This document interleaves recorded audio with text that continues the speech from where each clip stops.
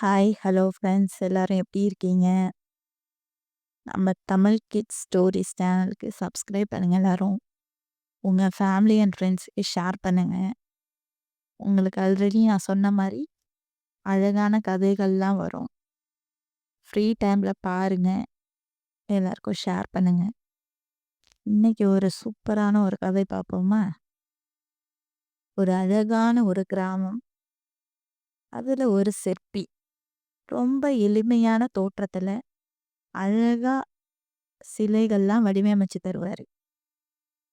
அவரு தன்னுடைய வேலைய ரொம்ப மன திருப்தியோடையும், ரொம்ப நேர்மையாகவும், மனசாட்சிப்படியும் அழகா சிலைகள்லாம் வடிவமைப்பாரு.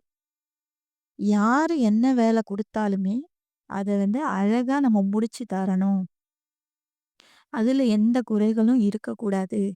அப்படின்றத நோக்கமா வச்சு தான், அவரு ஒரு சின்ன சிலை குடுத்தாலுமே, அவரு அந்த சிலை வடிவமைச்சு தருவாரு. அப்படி இருக்கும்போது, அவருடைய கடைக்கு அந்த ஊர்ல இருக்கக்கூடிய ஒரு மிகப்பெரிய பணக்காரர் அவரு வந்தாரு.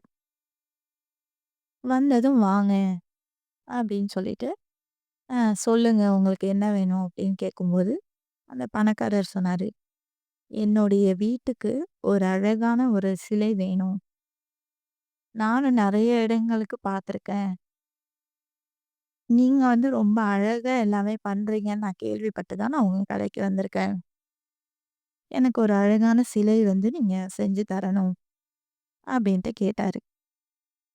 அதுக்கு அந்த சிற்பி ரொம்ப சந்தோஷம். என்னுடைய கடைக்கு தேடி நீங்க வந்தது ரொம்ப சந்தோஷம் எனக்கு. கண்டிப்பா உங்களுக்கு நான் அழகான சிலை நான் செஞ்சு தரேன். என்ன மாரி சிலை வேணும்னு சொல்லி கேட்கும்போது, அவரு தன்னுடைய வீட்டுக்கு ஒரு அழகான ஒரு விநாயகர் சிலை செஞ்சு குடுங்க அப்படின்னு கேட்டாரு. சரிங்கன்னு சொல்லிட்டு, எப்ப செஞ்சு தரணும் என்னன்னு அந்த தகவல் எல்லாத்தையும் கேட்டு அவரு நோட் பண்ணி வச்சுக்கிட்டாரு.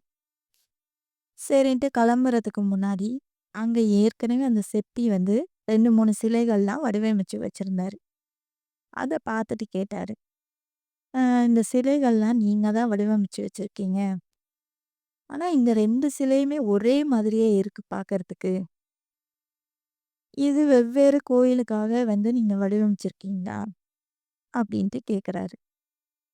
கேட்கும்போது அந்த சிற்பி சொல்றாரு, "இல்லங்க. இது 2 சிலையுமே ஒரே கோவிலுக்காக உள்ளது தான்." அப்படின்னு சொல்றாரு. அதுக்கு அந்த பணக்காரர் கேட்குறாரு, "ஓ! 2 இடத்துல வைக்கிறதுக்காக நீங்க வடிவமைக்கிறீங்களா?" அப்படின்னு கேட்குறாரு. அதுக்கு அந்த சிற்பி சொல்றாரு, "இல்லங்க. இது கொஞ்சம் உயரத்துல கோபுரத்துல வைக்கக்கூடிய சிலை தான் இது.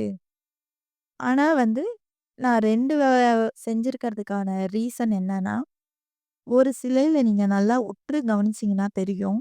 மூக்கு கிட்ட ஒரு சின்ன விரிசல் ஒண்ணு தெரியும். அதனால அந்த சிலைய நான் ஓரமா தூக்கி வச்சுட்டேன்." அப்படின்னு சொல்றாரு. அதுக்கு அந்த பணக்காரர் கேட்குறாரு, "இது உயரத்துல கோபுரத்துக்கிட்ட வைக்கக்கூடிய சிலைன்னு சொல்றீங்க. அப்புறம் எதுக்காக நீங்க அத ஓரமா வச்சிருக்கீங்க? அத யாரு மேல யாரு ஏறி பார்க்கவா போறாங்க? அது அந்த அளவுக்கு யாரும் கவனிக்கிறதுக்கு வேலை கிடையாது.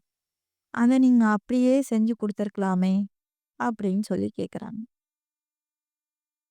அதுக்கு அந்த சிற்பி ஒரு அழகான ஒரு கருத்து சொல்றாரு. என்னன்னா, அது மேல உயரத்துல வைக்கக்கூடியதுதான்னு சொல்லிட்டு, நான் அத நான் குடுத்தேன்னா, என்னுடைய வேலைய நான் முழு திருப்தியா செய்யலன்ற கவலைக்கு நான் ஆளாகுவேன்.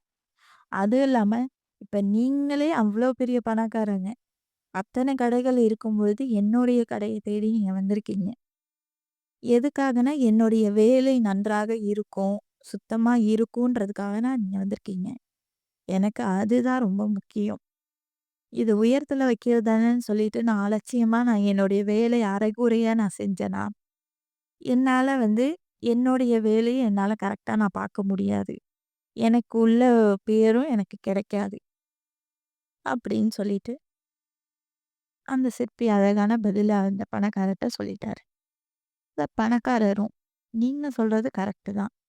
இந்த மாரி பண்றது நல்ல விஷயம் தான். நீங்க உங்களுடைய வேலைய நீங்க கரெக்ட்டா பண்றீங்க. இதே மாரியே பண்ணுங்க." அப்படின்னு சொல்லிட்டு அவரு கிளம்பிட்டாரு. ஸ்டோரி முடிஞ்சிருச்சு. அவ்வளோதாங்க. இந்த கதை மூலமா நம்ம என்ன தெரிஞ்சுக்க வரோம் அப்படின்னா, நம்ம எந்த வேலைய செஞ்சாலுமே, அடுத்தவங்க நம்ம அதுல பாராட்டணும். ஏதோ அரைகுறையா செஞ்சுட்டோம். பாராட்டுனா போதும் அப்படின்னு இல்லாம, நம்ம முழுமையா அந்த வேலைய நம்ம மனசாட்சிப்படியும், நேர்மையாவும் நம்ம பண்ணுனோம்னா, அதுக்கு உள்ள மதிப்பு என்னன்றது நம்மளுக்கு கண்டிப்பா ஒரு நாள் நம்மளுக்கு கிடைக்கும்.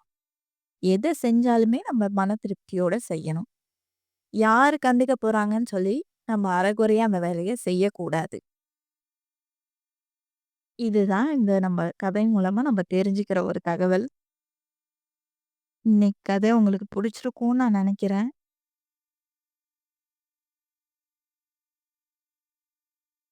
இது போலவே நான் எப்போதுமே உங்களுக்கு நெறைய கதைகள்லாம் நான் சொல்றேன். எல்லாருமே கேளுங்க. கொஞ்சம் சப்போர்ட் பண்ணுங்க. ப்ளீஸ். Bye friends.